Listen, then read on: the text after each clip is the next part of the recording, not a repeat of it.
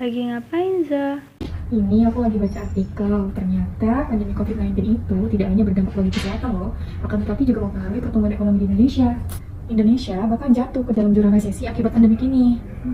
Lalu, kita sebagai masyarakat Indonesia harus melakukan apa, Za? Apa kita cuma diam-diam aja? Ya enggak dong, kita sebagai rakyat Indonesia juga mempunyai peran dalam menumbuhkan ekonomi di Indonesia. Seperti kata pepatah, bersatu kita teguh, berjaya kita runtuh. Apa aja, Za, perannya? Jadi, yang pertama, Indonesia memiliki sumber daya manusia yang banyak.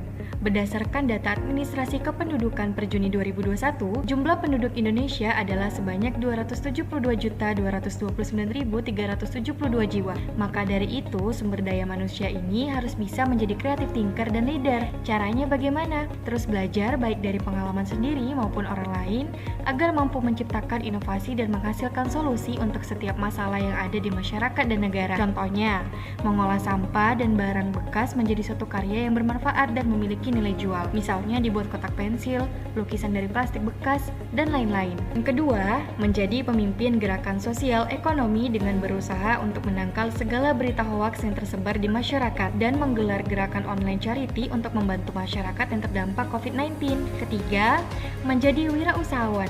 Kenapa?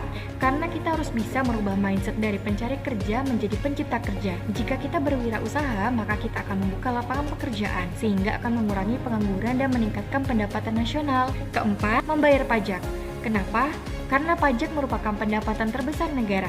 Dengan pajak, semua sektor akan mengalami peningkatan baik dari segi fasilitas maupun kualitas. Yang kelima, menjadi relawan kebudayaan Nusantara dengan cara memperkenalkan nilai-nilai Nusantara atau budaya setiap daerah untuk menarik minat para pengusaha asing untuk melakukan penanaman modal di Indonesia. Keenam, melakukan investasi dan menambah investasi dalam negeri. Jika kita berinvestasi, maka akan semakin banyak cabang-cabang bisnis yang terbuka.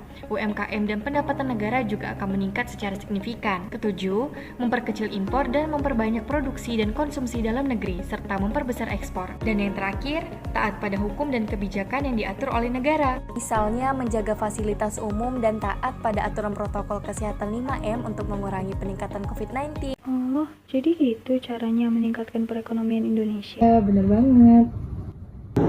Mari bersama-sama kita memajukan perekonomian Indonesia. Bersama kita pasti bisa.